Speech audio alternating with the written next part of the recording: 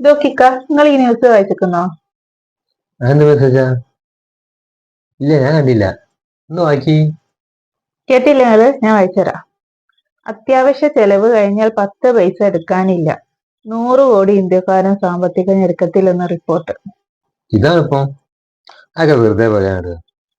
പിന്നെ അല്ലാണ്ട് സാധനം വാങ്ങിക്കഴിഞ്ഞിട്ടുണ്ടെങ്കിൽ എന്തായാലും പൈസ തരത്തില്ലാവട്ടെ. അവിടെ ഒരു ദിവസം 1000 പണി എടുക്കുന്ന ഒരാളാന്ന് വെച്ചാല് ഒരു 500 വീട്ടിലെ സാധനം വാങ്ങിയിട്ട് 500 മാറ്റിക്കൂലേ? അതുണ്ടാവും. അതില്ലാണ്ട് ഇവിടെ പോണ് വെറുതെ ഓരോന്ന് പറയാം. ഇപ്പളാ സമാധാനമായത്.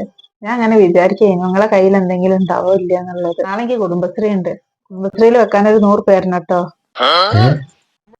എന്റെ കയ്യില് പൈസ ഒന്നുമില്ല. ആ സാധനമൊക്കെ വാങ്ങിയിട്ട് പൈസ തീർന്നിക്കണേ.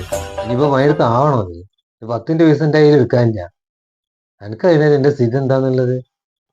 ഒരു വലിയ ഡയലോഗ് അടിച്ചീനല്ലോ നിങ്ങളിപ്പോ. അപ്പൊ എന്തിനടിച്ചാ? അത് ഞാൻ വെറുതെ പറഞ്ഞു.